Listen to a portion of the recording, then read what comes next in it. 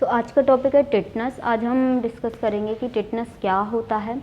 तो टिटनस जो है एक बैक्टीरियल डिसीज़ है जिसका जो पॉजिटिव ऑर्गेनिज्म है वो है क्लोस्ट्रीडियम टिटनाई। तो क्लोस्ट्रीडियम टिटनाई की वजह से जो है टिटनस कॉज होता है। और ये जो डिसीज़ कंडीशन है इसमें बहुत ज़्यादा मसल का स्पैज़म होता है, जो मसल और सबसे ज़्यादा मसल स्पैज़म के अलावा जो है ये डिसीज़ कंडीशन इसका जो बैक्टीरिया है वो सबसे ज़्यादा अफेक्ट करता है नर्व्स को, और उसकी वजह से मसल स्पैज़म को कॉज करता है। तो टिटनस में जो है बहुत ज़्यादा रिजिडिटी होती है, जो मसल्स होती हैं बहुत ज़्यादा एकदम से स्पैज़म हो जाता है, उनमें अकड़न आने लगती है इस कंडीशन में। तो बात करेंगे इसके क्या क्या रिस्क फैक्टर्स हो सकते हैं। तो जो टिटनस है उसके कॉजेस या फिर रिस्क फैक्टर क्या हो सकते हैं। इसका कॉज तो है बैक्टीरिया जो है क्लोस्ट्रीडियम टिटनाई, जिसकी वजह से जो है कॉज होता है। इसके अलावा रिस्क फैक्टर्स हो सकते हैं जैसे कि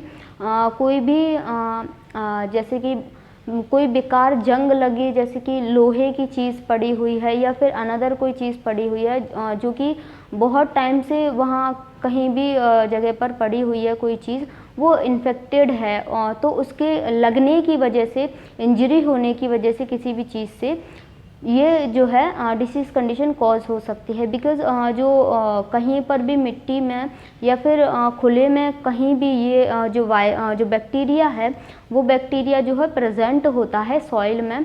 तो अगर जो इन्फेक्शियस कंडीशन है तो उसकी वजह से कॉज हो सकता है टिटनस। इसके अलावा जैसे कि ट्रॉमेटिक टिश्यूज़ हैं, इंजरी हो गई है तो फिर उसका ठीक से उसको क्लीन नहीं किया गया है, उसको ठीक से उसकी ड्रेसिंग नहीं की जा रही है, तो उसमें भी टिटनस कॉज हो सकता है। इसके अलावा अनदर कॉज हो सकते हैं। अनदर कॉजेस में जैसे कि जो टिश्यूज़ हैं तो वहाँ पर स्वेलिंग हो रही है, इंजरी एरिया पर स्वेलिंग हो रही है, फिर भी वहाँ पर उनकी ठीक से ब्रशिंग नहीं की गई है, स्टेराइल जो टेक्निक्स हैं वो फॉलो नहीं की गई हैं, अनस्टेराइल कंडीशन से जो है उनको क्लीन किया जा रहा है, ठीक से नहीं किया जा रहा है। तो इन सारी कंडीशंस की वजह से जो है टिटनस कॉज हो सकता है। इसके अलावा बात करेंगे कि इसके क्या क्या क्लिनिकल मैनिफेस्टेशन यानी कि सिम्टम होते हैं। तो टिटनस में जो है बहुत ज़्यादा मसल स्पैज़म होता है, जिसमें कि जॉ एरिया और नेक एरिया की मसल्स बहुत ज़्यादा, जॉ एकदम लॉक हो जाती है, जिसकी की वजह से इसको लॉक जॉ भी कहा जाता है टिटनस को।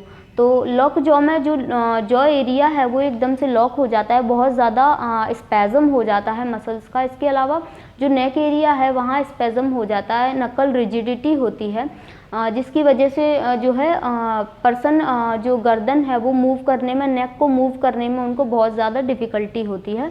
साथ ही साथ उनको खाना खाने में भी बहुत ज़्यादा प्रॉब्लम होती है और सांस लेने में उनको बहुत ज़्यादा प्रॉब्लम होती है। इसके अलावा पेन होता है बहुत ज़्यादा, क्योंकि मसल स्पैज़म होता है बॉडी में। तो back area, neck area, abdomen की मसल्स, यहाँ इन सारे एरियाज़ में जो है मसल्स का स्पैज़म होता है बहुत ज़्यादा। तो उसकी वजह से जो है उन एरियाज़ में यानी कि बॉडी में बहुत ज़्यादा सीवियर पेन भी कॉज होता है। तो पेशेंट के अंदर सीवियर पेन देखा जाता है। सीवियर पेन के साथ जो है डिफ़िकल्टी इन स्वेलोइंग यानी कि जो खाना निगलने में उनको प्रॉब्लम देखी जाती है, उनको सांस लेने में प्रॉब्लम देखी जाती है। इसके अलावा पेशेंट में जो है अनकंट्रोल्ड यूरिनेशन एंड डेफिकेशन यानी कि उनका जो स्टूल पास करना, यूरिनेशन जो वो पास कर रहे हैं वो उनका जो कंट्रोल नहीं रहेगा, अनकंट्रोली जो है उनका जो यूरिन है और फीसेस है जो पास हो जाएगा अनकंट्रोली।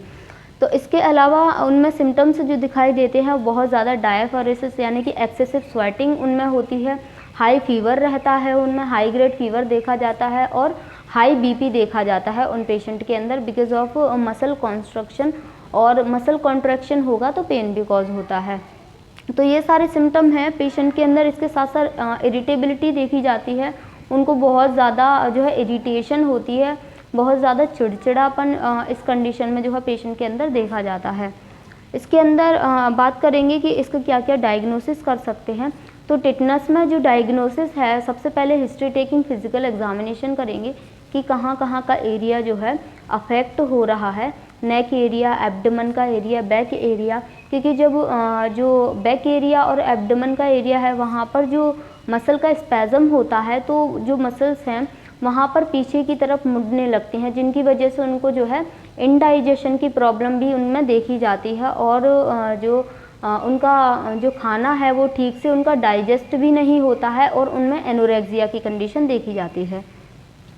तो हिस्ट्री टेकिंग फिजिकल एग्जामिनेशन के अलावा जो है हम सीबीसी कर सकते हैं, ब्लड टेस्ट कर सकते हैं। ब्लड टेस्ट के अलावा माइक्रोस्कोपिक टेस्ट कर सकते हैं जिसमें कि क्लोस्ट्रीडियम टेटनाई को जो है देखा जा सकता है। इसके अलावा सीएसएफ कल्चर कर सकते हैं। सीएसएफ कल्चर में भी जो बैक्टीरियल प्रेजेंस है उसको देखा जा सकता है। इसके बाद बात करेंगे कि इसका क्या क्या जो है मैनेजमेंट कर सकते हैं। तो टिटनेस के मैनेजमेंट के लिए जैसे कि स्टेराइल टेक्निक्स जो है वो फॉलो करनी चाहिए। स्टेराइल टेक्निक्स से जो है जो वुंड जो हीलिंग है और वुंड क्लीनिंग की जो प्रोसेस है, तो वुंड क्लीनिंग जो है वो स्टेराइल कंडीशन में जो करनी चाहिए, स्टेराइल टेक्निक्स को फॉलो करते हुए करनी चाहिए, जिससे कि वहाँ पर ज़्यादा इन्फेक्शन ना हो और जो वुंड हुआ है, जो इंजरी हुई है वो जल्दी से ट्रीट हो। इसके अलावा इसके लिए जो है टिटनस इम्यूनोग्लोबुलिन्स दे सकते हैं, जो कि एंटीबॉडीज़ होती हैं जो टिटनस के बैक्टीरिया के अगेंस्ट जो है वर्क करती हैं, यानी कि उससे फाइट करती हैं और उसको किल करती हैं। ये जो एंटीबॉडीज़ हैं, जो टिटनस इम्यूनोग्लोबुलिन्स हैं, वो एज IV दी जाती हैं, यानी कि इंट्रावीनसली दी जाती हैं। इसके अलावा जो है पेशेंट को जो रिजिडिटी हो रही है, मसल स्पैज़म हो रहा है, तो पेशेंट को एनाल्जेसिक ड्रग्स दे सकते हैं उनको, क्योंकि पेन बहुत ज़्यादा होगा उसके लिए उनको जो है हीट एप्लीकेशन दे सकते हैं। इसके अलावा पेशेंट में एंटीपायरेटिक ड्रग्स दे सकते हैं, जो हाई फीवर है उसको कम किया जा सकता है। इसके अलावा पेशेंट को जो है हाई फ्लूइड्स देंगे, जो प्रॉपर उनको फ्लूइड इलेक्ट्रोलाइट डाइट देंगे उनको, और सॉफ्ट डाइट देंगे उनको, लिक्विड डाइट देंगे, जिससे कि उनको खाना निगलने में जो है परेशानी ना हो, जो पेन हो रहा है वो ना हो उनको। तो ये सारी चीज़ें हम कर सकते हैं। इसके अलावा पेशेंट को आइसोलेट करके रखेंगे, क्योंकि जो है इन्फेक्शन ट्रांसमिट ना हो किसी में भी। इसके साथ साथ पेशेंट को इंस्ट्रक्ट करेंगे कि वो फिज़िकल जो हाइजीन है, हाइजीन मेंटेन करके रखे, जो पर्सनल हाइजीन है वो मेंटेन करके रखे, और न्यूट्रिशियस डाइट ले, और साथ ही साथ उनको प्रॉपर रेस्ट देंगे और उनको जो है कंफर्टेबल पोजीशन प्रोवाइड करवाएंगे, जो कि एवरी 2 आवर्ली हम चेंज करते रहेंगे। इसके अलावा पेशेंट का जो time to time vital sign check करते रहेंगे, जिससे कि उनके हाइपरटेंशन है तो उसको ट्रीट किया जा सके, उसको ठीक किया जा सके। जो पायरेटिक यानी कि पायरेसिस हो रहा है, जो फीवर हो रहा है बहुत ज़्यादा, उसको ट्रीट किया जा सके टाइम पर। इसके साथ ही पेशेंट का इनपुट आउटपुट चार्ट जो है वो मेंटेन करेंगे। तो ये सारे जो है हम मैनेजमेंट कर सकते हैं टिटनेस के लिए और प्रिवेंशन के लिए। तो आज हमने पढ़ा था टिटनेस क्या होता है, इसका क्या पॉजिटिव ऑर्गेनिज्म होता है, और इसमें क्या क्या सिम्टम जो है पेशेंट के अंदर शो होते हैं, इसका कैसे मैनेजमेंट किया जा सकता है। तो आई होप आपको ये टॉपिक समझ आया होगा। अगर आपको इससे रिलेटेड कोई भी डाउट हो तो आप पूछ सकते हैं। Thank you.